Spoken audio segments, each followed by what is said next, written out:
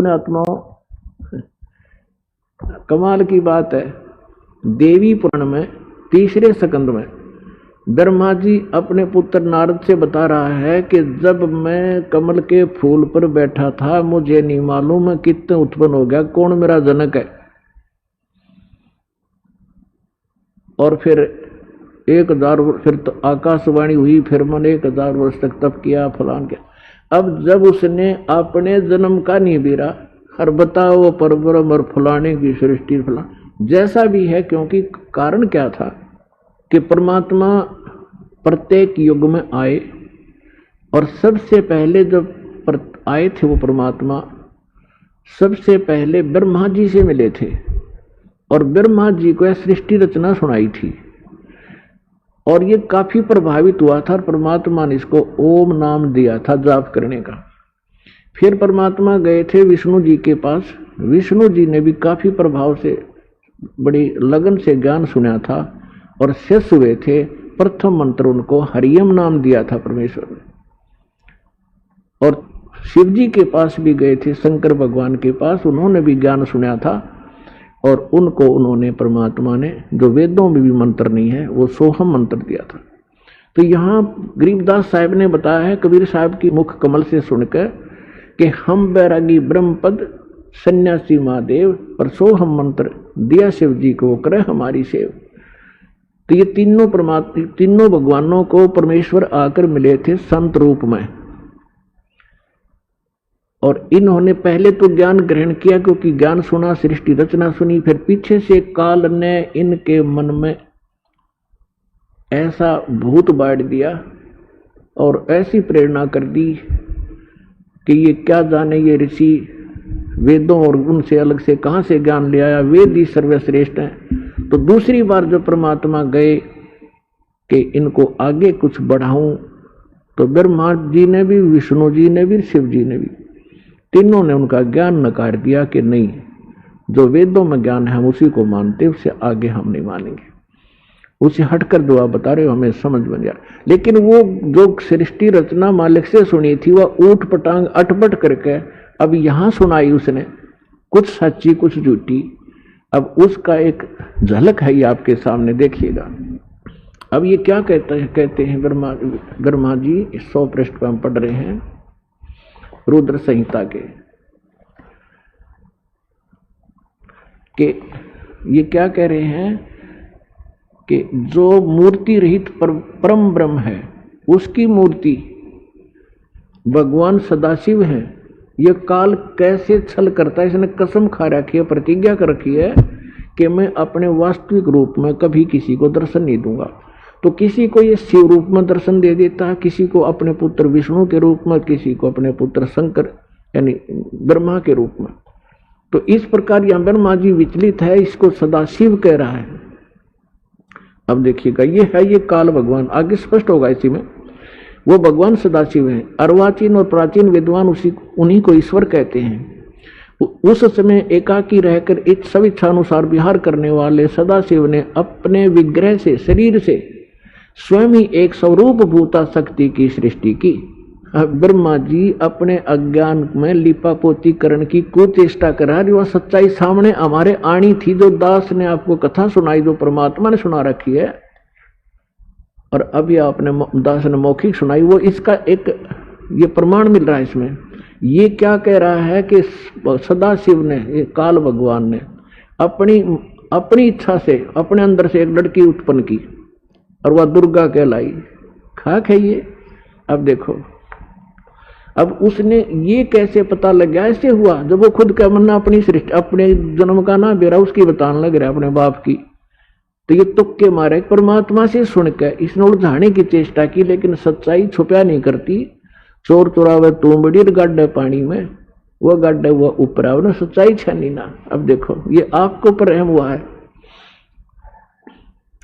उस समय एकाकी रहकर स्वेच्छानुसार विहार करने वाले सदाशिव ने अपने विग्रह माने शरीर से स्वयं ही एक स्वरूप भूता शक्ति की सृष्टि की, जो उनके अपने श्रीअंग से कभी अलग होने वाली नहीं थी। उस पराशक्ति को प्रधान, ये ध्यान रखना के प्रधान भी दुर्गा को कहते हैं, प्रकृति भी दुर्गा को कहते हैं। गुणवती माया बुद्धिवत तत्व की जननी तथा विकार रहित बताया है। वह शक्ति अंबिका कही गई जो सदाशिव ने अपने शरीर से विग्रह से बाहर उत्पन्न करी, वह के कहलाई विकार रहित। वह शक्ति अंबिका कही गई, उसी को प्रकृति सर्वेश्वरी और ब्रह्मा विष्णु महेश त्रिदेव की जननी नित्या और मूल कारण भी कहते हैं। सदाशिव द्वारा प्रकट की गई, अपने काल के शरीर से निकली हुई उस शक्ति के 8 भुजा हैं। प्रकट स्पष्ट हो गया दुर्गा के विषय में। नाना प्रकार के आभूषण उसके श्री अंगों की शोभा बढ़ाते हैं। वह देवी नाना प्रकार की गतियों से संपन्न है और अनेक प्रकार के अस्त्र शस्त्र धारण करती है। एकाकिनी होने पर भी वह माया संयोग वसात अनेक हो जाती है। इसने 3 रूप धारण किए थे, सावित्री, लक्ष्मी और उस पार्वती के, और एक एक पुत्र से इसकी विवाह कर दिया। श्री देवी पुराण में स्पष्ट है, फिर कभी समय पर दिखाएंगे। आज देखो, एकाकिनी होने पर भी वह माया संयोग वसात अनेक हो जाती है। जो वे सदा शिव हैं उन्हें परम पुरुष, ईश्वर, शिव, शंभु और महेश्वर कहते हैं। यहां देखो, अब 101 पृष्ठ पर आगे हम रुद्र संहिता का शिव पुराण में वे अब इस काल के विषय में जानकारी चल रही है। वे अपने सारे अंगों में भस्म रमाए रहते हैं। उन काल रूपी ब्रह्म ने, काल ब्रह्म कहो, सदाशिव कहो, उस काल रूपी ब्रह्म ने एक ही समय शक्ति के साथ है, नाथ नहीं है, शिवलोक नामक अक्षेत्र का निर्माण किया। उस उत्तम अक्षेत्र को काशी कहते हैं। वह परम निर्वाण या मोक्ष स्थान है जो सबके ऊपर विराजमान है। वे प्रिया प्रियतम शक्ति, वे प्रिया प्रियतम रूप शक्ति और शिव, यानी पति पत्नी के रूप में शक्ति दुर्गा, शिव ये काल रूपी ब्रह्म जो परमानंद स्वरूप हैं, उस मनोरम क्षेत्र में नित्य निवास करते हैं। काशीपुरी परमानंद निरूपणी है। मुने शिव और शिवा ने, दुर्गा और काल ने प्रलय काल में भी कभी उस क्षेत्र को अपने सानिध्य से मुक्त नहीं किया। अब देखो, सर्वे देवेश्वर देवर से एक समय उस आनंद वन में रमण करते हुए शिवा और शिव के मन में, दुर्गा और इस काल के मन में यह इच्छा हुई कि किसी दूसरे पुरुष की, यानी कोई बालक उत्पन्न करें, सृष्टि करनी चाहिए, कोई बच्चा उत्पन्न करें, जिस पर यह सृष्टि संचालन का महान भार रखकर हम दोनों केवल काशी में रहकर इच्छा अनुसार विचरें और निर्वाण धारण करें। ऐसा निश्चय करके शक्ति सहित दुर्गा के साथ सर्वव्यापी परमेश्वर शिव ने अपने वाम भाग से 10वें अंग पर अमृत मल दिया, यानी पति पत्नी व्यवहार किया, ग्रस्त किया। फिर तो वहां एक पुरुष प्रकट हुआ। अब ये ब्रह्मा थोड़ा बहुत अटपट कर रहे हैं, लेकिन सच्चाई देखो 102 पृष्ठ पे, 102 पृष्ठ पे आप देखिएगा क्या कहा। फिर जो उत्पन्न हुआ वो बच्चा, उसके विषय में कहे, शिव ने कहा, पुवत्स के बेटा, व्यापक होने के कारण तुम्हारा विष्णु नाम विख्यात हुआ। अपने आत्मा, अब इस काल से सदाशिव और दुर्गा से विष्णु जी की उत्पत्ति सिद्ध होगी। जो परमात्मा ने 600 वर्ष पहले एक सिंपल लैंग्वेज में कहा था, अब मैं तुमसे कहूं चिताई, त्रिदेवन की उत्पत्ति भाई, माँ अष्टंगी पिता निरंजन, ये जमदारुण वंशन अंजन। माया देख रूप अति शोभा, देव निरंजन तन मन लोभा। कामदेव धर्मराय सताए, हे देवी को तुरंत दरकाए। पेट से देवी करी पुकारी, हे साहेब मेरी करो उबारी। टेर सुनी तब ता हम आए, अष्टंगी को बंद छुड़वाए। धर्मराय की ने भोग विलासा, दुर्गा को रही तब आशा। ये प्रेग्नेंट हुई, 3 पुत्र अष्टंगी जाए, ब्रह्मा विष्णु शिव नाम धराए। अरे ये नकली ने क्या कर, तो अनपढ़ है, के जाने शिक्षित है, सारी झूठ बोला है। अरे झूठे आपसे। तो पुण्यात्मा, आज आप पर मेहर हुई। अपने सदग्रंथ जिनको हम श्रोधार्य मान्या करते आज वो क्या बता रहे हैं, और ये नकली संत, ये हमारे धर्मगुरु क्या बकवास किया करते थे। तो अब हम अपनी दिशा बदलेंगे और मोक्ष प्राप्ति करेंगे। ये सुअवसर परमात्मा ने फिक्स कर रखा है आपका ये समय, और ये सुअवसर आपको प्राप्त हुआ है। ये पिछले गजब के सुंदर बहुत अच्छे कर्म पुण्य आप साथ लेकर जन्मे हो। बेशक आज हम दुखी हैं, बेशक हम कितना भी कष्ट उठा रहे हैं, लेकिन आपके भक्ति के जो नंबर हैं वो 100 के 100 पूरे हैं, जो सतलोक आश्रम बरवाला में पहुंच चुके हैं और आएंगे आगे।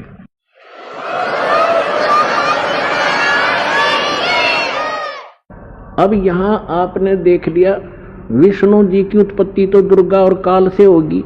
अब ब्रह्मा जी क्या बताते हैं, देखिए 103 पृष्ठ पे, ये 103 पृष्ठ है रुद्र संहिता। अब ब्रह्मा जी कहते हैं देव्र से तत्पश्चात कल्याणकारी परमेश्वर सांब सदाशिव ने पूर्ववत प्रयत्न करके, यानी जैसे विष्णु उत्पन्न किया दोनों ने मिलकर संयोग से, अपने दाहिने अंग से उत्पन्न, मुझे भी अपने दाहिने अंग से उत्पन्न किया। उन महेश्वर ने मुझे तुरंत ही अपनी माया से मोहित करके नारायण देव के नाभि कमल में डाल दिया और नीला पर्व वहां से प्रकट किया। अब देखो यहां से स्पष्ट हो गया। अब देखो यहां पर इस अनुवादकर्ता ने थोड़ी सी यहां गड़बड़ कर दी। सदाशिव यह शिव का पुजारी था, कोई अनुवाद करता है शिव पुराण का, तो इसने यहां विष्णु जी की उत्पत्ति निर्भय लिख दी और ब्रह्मा जी की उत्पत्ति भी लिख दी हुई सदाशिव और दुर्गा से। उसने ये नहीं पता दुर्गा कौन है, शिवा कौन थी। तो अब यहां वो हिचक गया कि शिव से शिव की उत्पत्ति कैसे हो सकती है। तो कहते हैं चोर चुरावे तुमबड़ी और गड्ढे पानी में वो गड्ढे ऊपर आवे, जो सच्चाई छानी ना। तो इन सदग्रंथों में वो सारा प्रमाण आपके रूबरू करता हूं। अब देखिएगा 110 पृष्ठ पे क्या कहा है। ये रुद्र संहिता ही है और शिव पुराण ही चल रहा है, ये शिव पुराण ही चल रहा है 110 पृष्ठ पे। अब यहां से हम पढ़ेंगे इस प्रकार सारा विवरण कहकर यहां कहा कि इस प्रकार ब्रह्मा विष्णु और रुद्र इन 3 देवताओं में गुण है, यानी रजगुण ब्रह्मा, सतगुण विष्णु, तमगुण शिव है। और परंतु शिव गुणातीत माने गए हैं। यो शिव है, यो इनका पिता है, इनका शिव ना समझ में आया। अब आपको फिर से दिखाते हैं।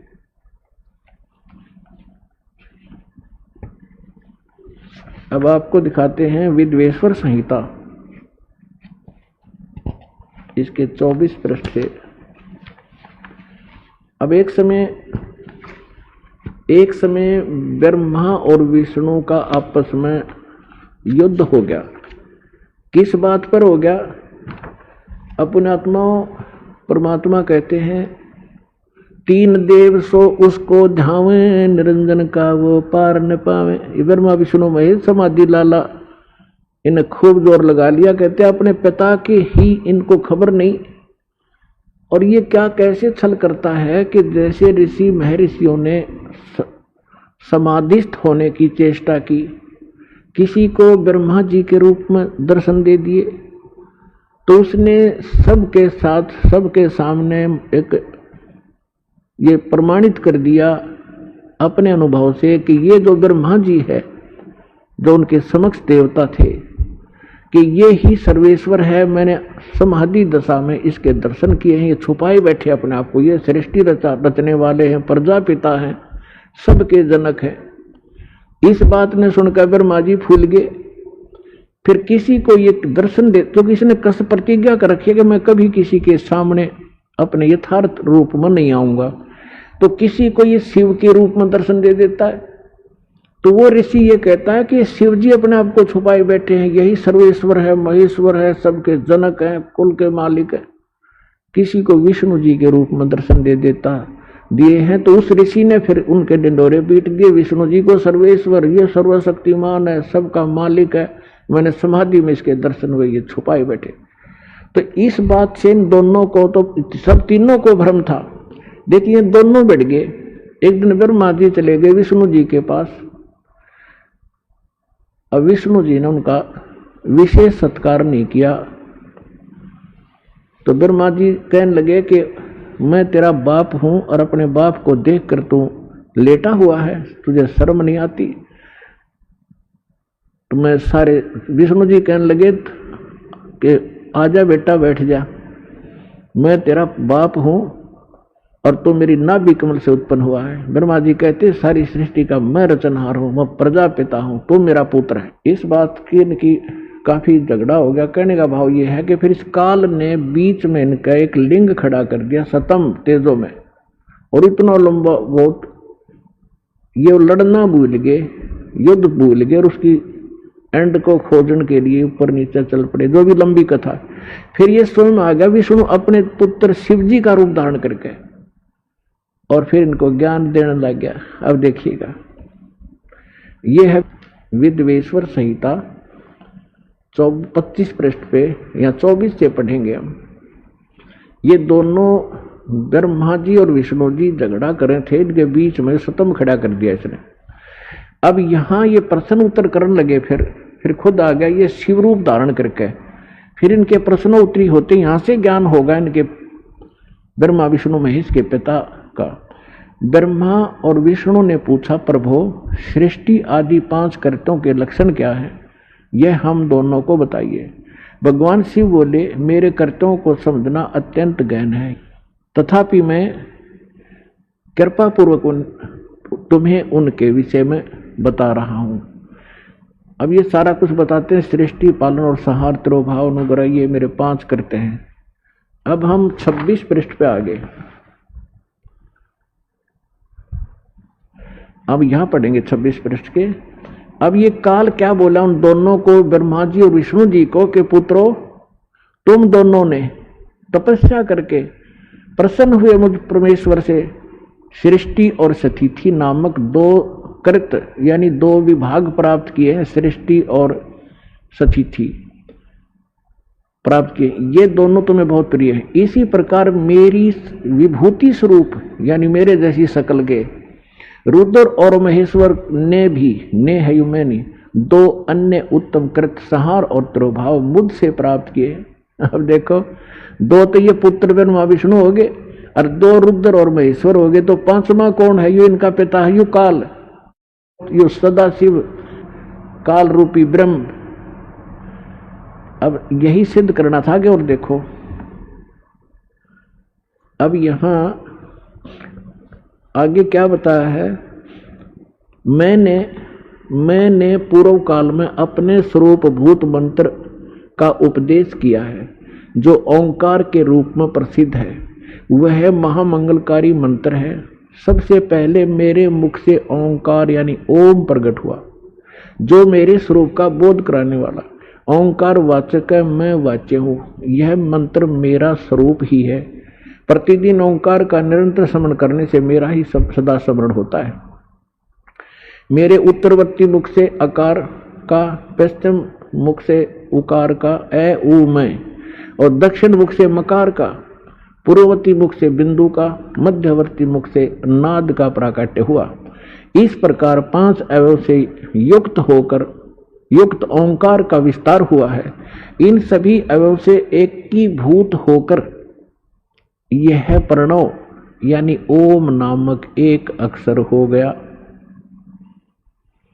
अब इससे एक और बात साथ सिद्ध होगी गीता ध्यान मराठ के श्लोक नंबर 13 में।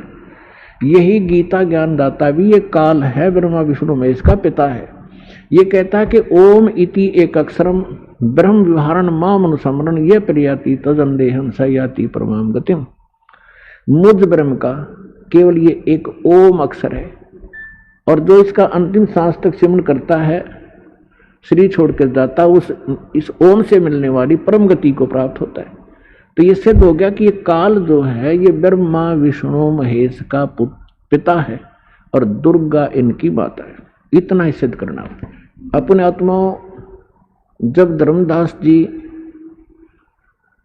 इन सभी तथ्यों को और प्रमाणों को सुनकर, परमात्मा को सतलोक में देखकर वापस आकर के उन्होंने कहा कि हे मालिक, हम तो गणे नीच हैं, हम तो महापराधी प्राणी हैं, और आपने कैसे दया करी हमारे ऊपर, फिर से आके संभाल लिया दाता, हमने तो ऐसा जुल्म किया था, हमारी तरफ कोई झांक है नहीं, और आप तो बड़े दयालु हो, आप फिर भी हम दुष्टों के पास आ गए, अरे से गंदे लोक में जो बढ़िया लोक न छोड़ के। तो हे परमात्मा, आपका कैसे आना हुआ, और काल ने आपके साथ क्या विरोध नहीं किया, आप कैसे कैसे आए। तो परमात्मा बताने लगे कि सबसे पहले जब मैं आया, यहां हाहाकार मच गया, ये मेरी आत्मा है सारी। अब माता पिता के बालक कोई बिगड़ गया, वो कितनी गलती कर रहा है, और फिर वो दुख होता है उसको, कहीं जेल में पड़ जाए या कोई और किसी भयंकर स्थिति से गुजर रहा हो, तो माता पिता भी साथ दुखी होते हैं। इसी प्रकार परमात्मा हमारे दुखों को देखकर महादुखी हुए, और वहां से यहाँ आए हमें ये समझाने के लिए कि तुम गलत स्थान पर आए हो, ये लोग ठीक नहीं, तुम यहाँ के वासी नहीं हो, और जिस सुख को तुम यहाँ खोज रहे हो, संपत्ति और संतान, कार और कोठियों में, इस काल के स्वर्ग में, महास्वर्ग में, ये सुख नहीं है यहाँ पर। तो सबसे पहले परमात्मा ने बताया कि मैं वहां खड़ा हो गया आकर जहां ये काल 1,00,000 मानव शरीरधारी प्राणियों के सूक्ष्म शरीर को भूनता है, उसमें से गंध निकालता है, और ये जीव, ये ऊपर का कवर तो यहाँ रह जाता है, हम इसके अंतिम संस्कार में लगे रहते हैं, 100 क्रियाएं फंड करवाते हैं ये नकली, और जीव वहां पर दुर्गति को प्राप्त हो रहा होता है जो सत साधना नहीं करके जाता। तपस्या पर भुने जाते हैं, वहां चटक मटक जीव होते हैं, हाहाकार मच जाती है, मरते नहीं सूक्ष्म शरीर में, पर पीड़ा घनी होती है।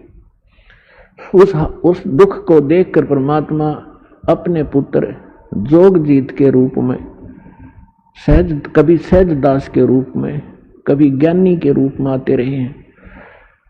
तो वहां जोगजीत के रूप में वहां आए, और ज्योति निरंजन वहां आकर खड़े हो गए उस तपतशिला पर जहां जीव दुखी हो रहे थे। तो परमात्मा की शक्ति से वो तपतशिला तो जल रही है, लेकिन जीवों को पीड़ा बंद होगी। तो जैसे किसी के सिर में भी दर्द हो तगड़ा, तो कोई बोलता भी नहीं, सवाया करे, और जब वो दर्द ठीक हो जाए टेबलेट आदि लेने से, फिर बैठ कर बात कराया करे। तो पहले वो बुरी तरह तड़फ रहे थे, हाहाकार माज रही थी, जब एकदम शीतल हो गए और ऐसे बैठकर देखा सामने चांद सा चेहरा उस परम पिता का, सुंदर मुखड़ा देखकर वो खुशी हुए और शीतलता महसूस हुई। तब उन्होंने सोचा कि भगवान आ गया, यहाँ ये तो एक दृढ़ कर ही रखा है कि जैसे कर्म करेगा वैसा फल मिलेगा।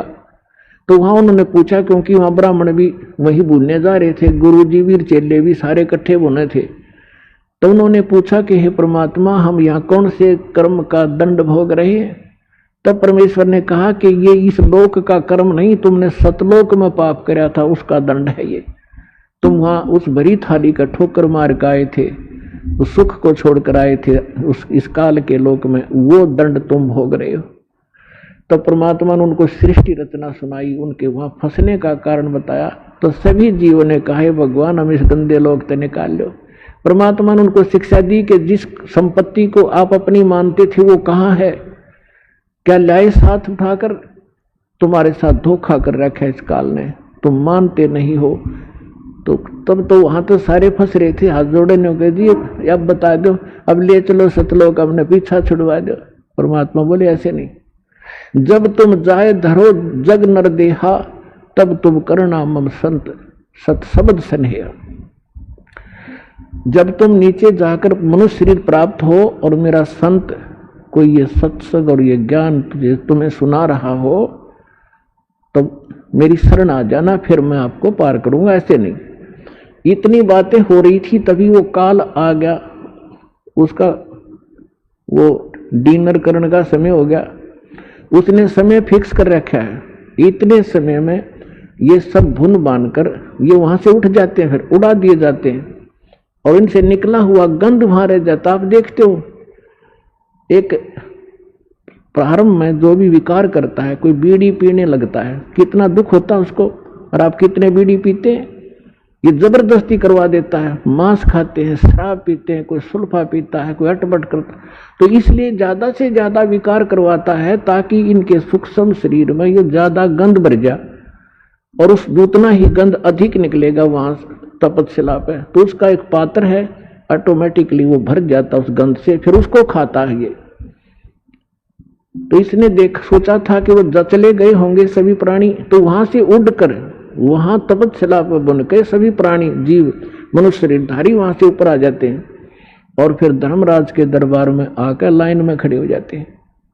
फिर अपने कर्मानुसार जिसने राजा बनना राजा बनो, गधा बनना गधा बनो, देवता बनना देवता बनो, इसने कोई टेंशन नहीं। हमारा किया हमें प्राप्त होता रहता है। तो इतने में वो काल वहां आ गया, और काल ने कहा, देखा कि जोगजीत तू कैसे आ गया मेरे लोक में? वहां तो तूने मुझे मार कर निकाला था, भगा दिया था, तूने मेरी एक नहीं सुनी थी, 21 ब्रह्मांड समेत भगा दिया था। अब पहले तो बता, तो पिताजी की क्या आज्ञा लेकर आया है? और उसके बाद जोगजीत, आज तुझे मैं जिंदा नहीं छोड़ूंगा, तुझे बख्शूंगा नहीं। तू मेरे लोक में आया कि साथ तूने वहां से मुझे निकाला था। तो जोगजीत रूप में परमात्मा खड़े थे, उन्होंने कहा कि भाई सुन ले बात, मैं नीचे के लोकों में जाऊंगा। ये सबसे ऊपर के 21वें ब्रह्मांड में इसने ऐसा एक जाल फैला रखा है, वहां गुप्त स्थान बना रखा है जहां ये तपस्या इसकी। तो परमात्मा ने कहा कि मैं नीचे जाऊंगा लोक में, ब्रह्मांडों में, और सभी प्राणियों को बताऊंगा कि भगवान नहीं है जिसको तुम परमात्मा मानकर पूज रहे हो, परमात्मा अन्य है। और उनको सत्य ज्ञान और सच्चा मंत्र दे के आऊंगा, और सभी प्राणियों को तेरा भांडा फोड़ूंगा कि ये काल है, तुम्हें खाता है, तुम इसकी पूजा करते हो। अब उसने सोचा ये तो मेरा सारा लोक उजाड़ेगा, पहले इसी को मार दूं। तो कहते हैं परमात्मा कि धर्मदास मुझे मारने के लिए इसने भयंकर रूप बनाया, और जैसे अभी खत्म कर देगा, मेरे ऊपर झपट्टा, तो मैंने सतनाम का सुमन कर दिया शुरू। अपने आत्मा धर्मदास जी के माध्यम से परमात्मा हमें एक संकेत बता रहे हैं कि कभी आप पर कोई आपत्ति यहां आ जा, जिसको जो भी मंत्र प्राप्त है, प्रथम मंत्र प्राप्त है तो प्रथम मंत्र, सतनाम प्राप्त है तो सतनाम का आप जाप शुरू कर दीजिए। आपकी वो आपत्ति ऐसे जाएगी जैसे कभी सोची भी ना हो कि एकदम बला न्यों टल जाएगी। सार नाम प्राप्त है तो सार नाम का जाप करिए। तो परमात्मा कहते कि मैंने उस सतनाम का मंत्र का जाप शुरू किया, और इस काल ऐसे झटका लगा इसको जैसे गिर गया पृथ्वी पर। कबीर सागर में लिखा है कि वहां से वो भाग लिया, पाताल में पहुंच गया, उस शेषनाग के लोक में जा गिरा। तो कहते मैं साथ साथ गया, इसको वहां से पकड़ के लाया कि चल ऊपर, और वहां आकर ऐसे गिर गया जैसे पक्षी की पंख कट जाती हैं, उड़ा नहीं जाता, तड़फता रहता है, फड़फड़ाता रहता है। ऐसा असहाय हो गया। जब इसने देखा कि इसके पास कोई जबरदस्त शक्ति मंत्र है, तो इसने चापलूसी की और मेरे चरण पकड़ दिए नीचे आके, और कहा कि तू मेरा बड़ा भाई, मैं आपका छोटा भाई। बड़े तो छोटे तो हमेशा जो है शरारत करते हैं, गलतियां करते हैं, और बड़े तो अक्षमा ही किया करते हैं। आप मुझे माफ कर दो, मैं तो आपको पिता के तुल्य मानता हूं। तो परमात्मा कहते, मैंने कहा कि बोल क्या क्या चाहता है तू? तब इसने मुझे वचनबद्ध किया कि वचनबद्ध हो तब मैं मांगू। परमात्मा ने कहा, परमात्मा को पता था कि मांगेगा बालक। परमात्मा कबीर जी बोले कि ठीक है, मैं वचनबद्ध हो गया, मांग क्या मांगता भिखारी। तब इस काल ज्योति निरंजन ने कहा कि 3 युगों में जीव कम ले जाना, और चौथा युग जब कलयुग आवे, तब तब शरण जीव बहु जावे। ऐसा वचन हर मोह दीजिए, तब संसार गमन तुम कीजिए। इसने क्या मांगा कि सब 3 युगों में, सतयुग त्रेता द्वापर माही, तीनों युग जीव थोड़े जाए। और फिर क्या मांगा कि परमात्मा जब भी कलयुग में आप आओ और अपना ज्ञान सुनाकर अपना बनाकर आप जीव ले जाना, आपके ज्ञान को माने वो तुम्हारा हो जोगजीत, और जो हमारे यानी काल के ज्ञान को माने वो हमारा हो, आप बाई फोर्स ना ले जाना।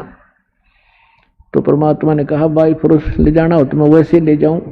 अब ये वहां से नहीं टेके, जब ये सारा संपन्न थे अब कैसे रुक जाएंगे इसको वैसे ले। जैसे हजरत मोहम्मद जी को परमात्मा लेकर गए बगैर ज्ञान समझाए, वहां जाकर फिर इसने नीचे की सारी प्रभुता इनके पास थी, वहां रुके नहीं, नीचे आ गए।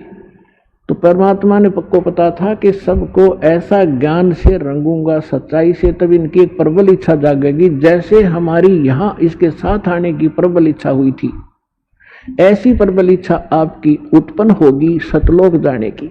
इस ज्ञान से आपके अंदर इतना जबरदस्त प्रेरणा होगी और भक्ति की शक्ति इस मन को दूर करेगी, आत्मा को उठावेगी, फिर आपकी एक सच्ची लौ लगेगी वहां जाने की। जब आपकी भक्ति बढ़ जाएगी और यहाँ के दुख आपको साफ दिखाई देने लग जाएंगे, जितनी काल की भांग उतरती जाएगी उतना ही आपको इस ज्ञान का अधिक रोशनी प्रकाश होता चला जाएगा।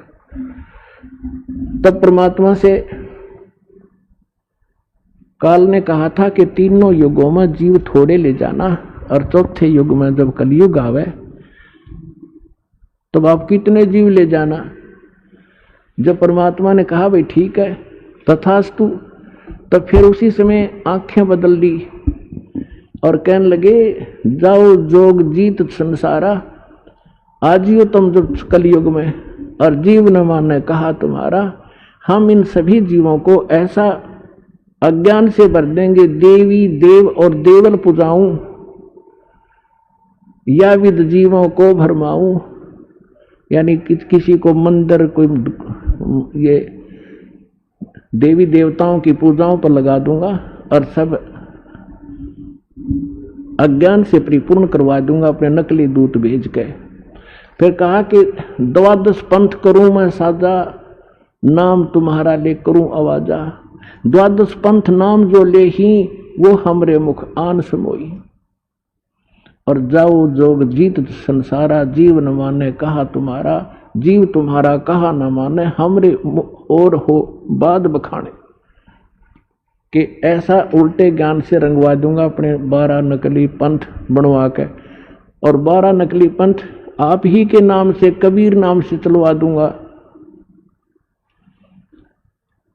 और उन 12 पंथों में जो और अनेक पंथ चलाऊं, जैसे राधा स्वामी, धन सदगुरु, और ये सारे जितने भी, ये सारे काल के पंथ हैं, और या विद जीवों को भरमाऊं।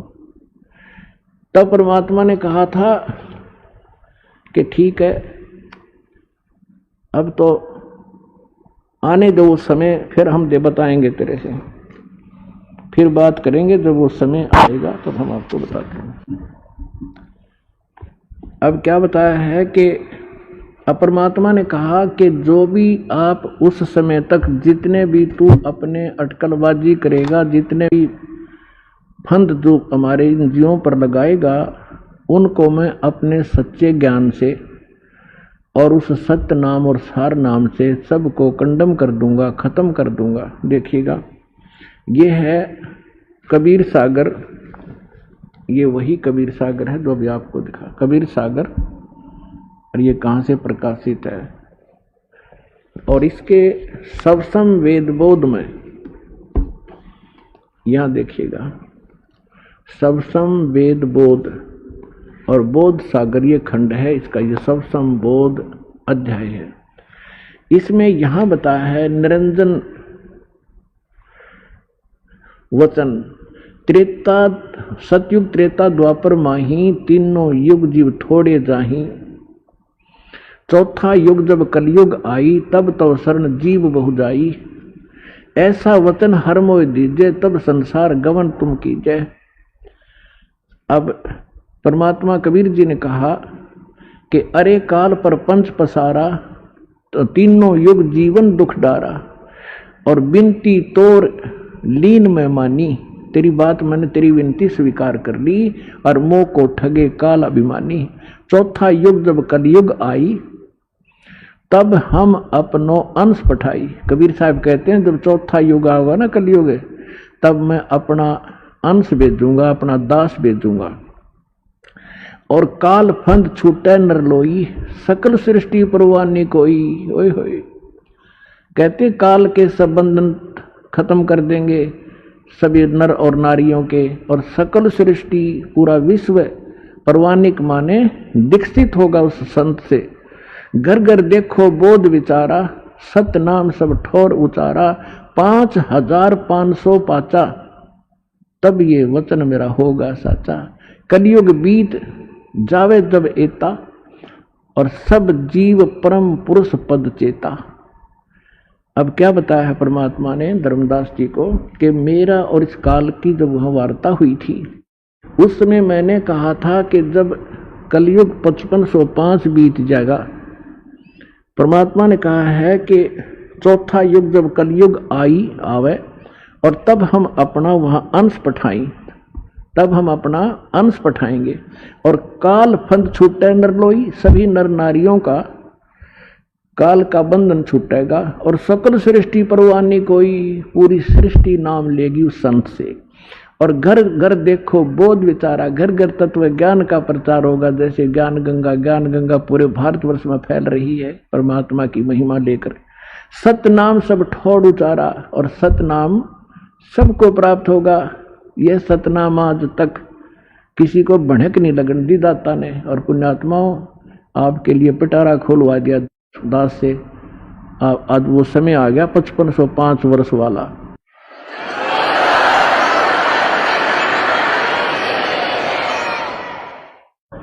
घर घर देखो बोध विचारा, सतनाम सब ठोर उचारा, और 5500 पाचा, तब ये वचन होगा साचा। कलयुग बीत जाए जब एता, सब जीव ओए होए सारे प्राणी परम पुरुष पद चेता।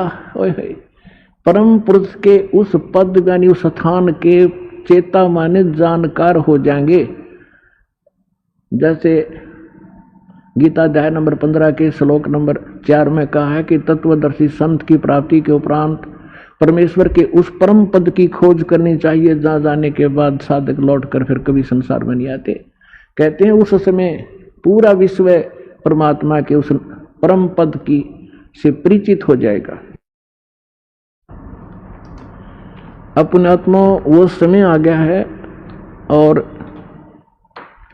आप वो पुण्यकर्मी प्राणी हैं जिनके लिए परमात्मा ने सारा कुछ वो समय निर्धारित किया था कि जब 5500 वर्ष ये समय बीत जाएगा, कलयुग बीत जाएगा, तब पूरा विश्व परमात्मा के ज्ञान से और इस नाम से परिचित होगा, और पूरे विश्व में परमात्मा की महिमा और पूरा संसार परमात्मा से परिचित होगा, और सबका मोक्ष हो जाएगा। तो वो समय अब आ गया है, और इसकी सभी सदग्रंथों से आपको प्रमाणित भी कर दिया है। अपने आत्मा जिस समय धर्मदास जी को परमात्मा एक कथा सुना रहे थे और कह रहे थे ऐसा होगा कलयुग जब 5500 वर्ष बीत जाएगा तब मैं पूरे विश्व को नाम दिया जाएगा। तब धर्मदास जी चिंतित हो रहे थे कि हे परमात्मा, आपने मेरे से सतनाम और सारनाम को गुप्त रखने के लिए कह दिया, और उधर से आपने मुझे 42 वंश का आशीर्वाद दे दिया कि मेरी 42 पीढ़ी चलेंगी। तो परमात्मा मेरे इन वंशजों का, मेरे बच्चों का मोक्ष कैसे होगा? गढ़ा चिंतित हो गया, कलेजा पकड़ कर बैठ गया। अब परमात्मा ने कहा कि जब कलयुग 5500 वर्ष बीत जाएगा धर्मदास, उस समय तक इस काल के 12 पंथ चल चुके होंगे, और 12वां पंथ गरीबदास पंथ होगा, और उस 12वें पंथ में मैं स्वयं आऊंगा, और उसमें पूरे विश्व को ज्ञान दूंगा, और पूरा विश्व इस तत्व ज्ञान, सत ज्ञान और सत नाम से परिचित होगा। तो तेरे पुत्रों की, तेरे वंशजों की क्या चक्कर, वहां तो सारा विश्व पार करूंगा, क्यों चिंतित हो रहा तू? अब आपको थोड़ी सी झलक दिखाते हैं कि 12 पंथ काल ने चलाए और कबीर नाम से चलाए। 12वां पंथ गरीबदास पंथ है और गरीबदास पंथ से ये दास का निकास है। 12 पंथ चल चुके होंगे तब परमात्मा ने कहा था कि फिर मैं स्वयं ही आऊंगा। अब परमात्मा ने ये दास भेज दिया। आपको थोड़ा रूबरू करता हूं तो विश्वास होगा आपको। ये देखिएगा, ये कबीर बानी और बोध सागर ही चल रहा है। यहां क्या बताया है कि द्वादश पंथ चलो सो भेद। द्वादश पंथ काल फुरमाना, काल का ही फुरमान यानी उसका आदेश चलेगा 12 पंथों में। और भूले जीव न जाओ ठिकाना, ताते आगम कह हम राख्या वंश हमारा चूड़ामणि शाखा। अब यहां इन्होंने गड़बड़ कर दी थोड़ी सी, चूड़ामणि को अलग कर दिया, जबकि प्रथम चूड़ामणि से शुरू हुआ था। क्योंकि इन्होंने यहां देखो, ताते आगम का, यहाँ फिर प्रथम जग में जागू भरमावे। इन्होंने वो नकली कबीर पंथ के जो पंथ है उनमें से सबसे पहले जागू, और जबकि होना चाहिए चूड़ामणि, दूसरा सूरत गोपाल, तीसरा मूल निरंजन, चौथा टकसार पंथ, फिर और 5वां बीज का लेखा जीवा पंथ, और छठा सतनामी पंथ। ऐसे ये पंथ हैं। अब इसकी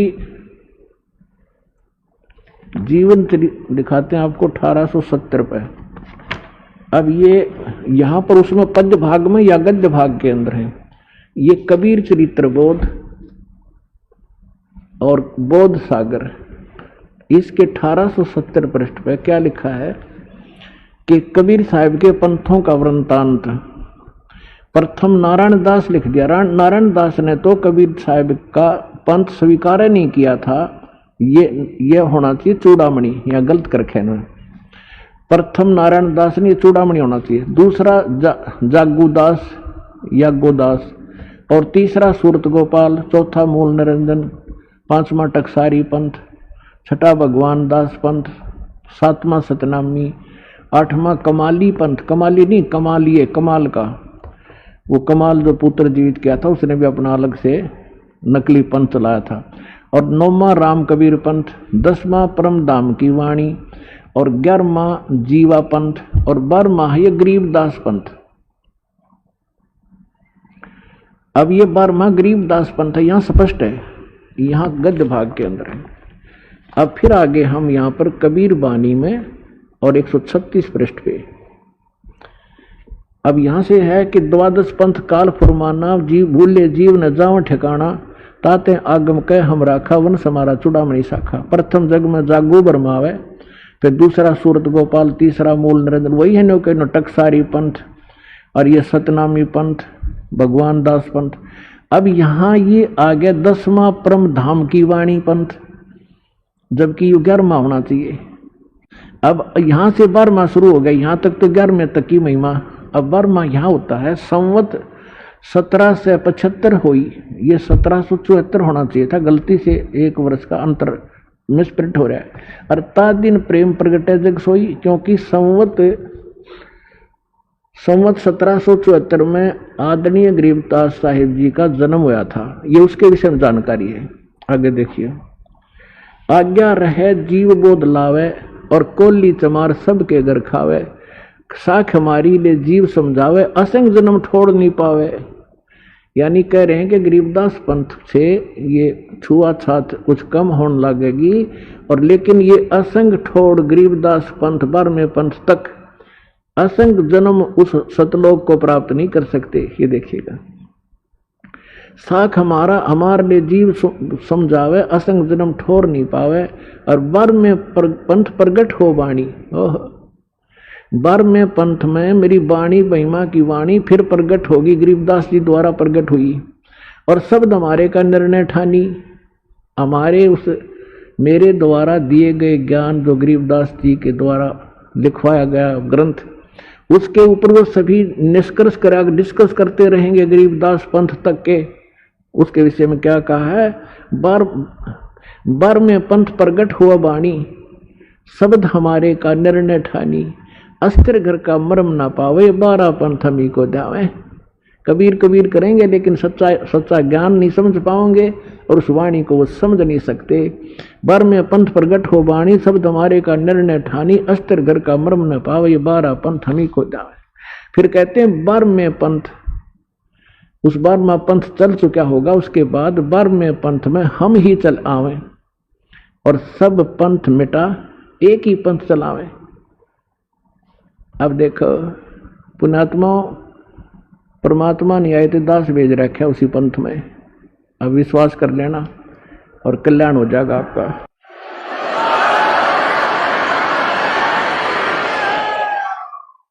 अब क्या बताते हैं कि अब यहां क्या बताया है परमात्मा ने कि धर्मदास मेरी लाख दुहाई, ये मूल है, मूल भूल नहीं है। मूल ज्ञान शब्द कई बार ना जाई, पवित्र ज्ञान तुम जग में भाखो और मूल ज्ञान गोई तुम राखो। मूल ज्ञान जो बाहर पर ही बिचली पीढ़ी वंश हंस नहीं तरही। 33 अरब ज्ञान हम बाखा और मूल ज्ञान गोई हम राख्या। गुप्त रख्या 33 अरब वाणी बोल दी, लेकिन मूल ज्ञान अभी तक छुपा रखा है। और मूल ज्ञान तुम तब लग छिपाई जब लग 12 पंथ मिटाई।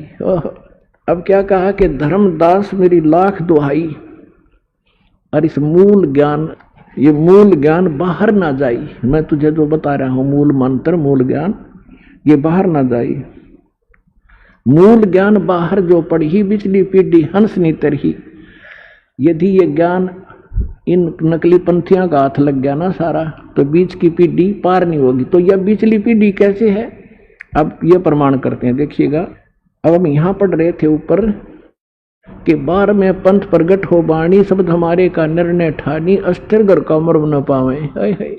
अस्थिर, स्थिर माने वो अविनाशी परमात्मा, उस सतलोक का मर्म नहीं पावे, ये 12 पंथ हमी को ध्यावे।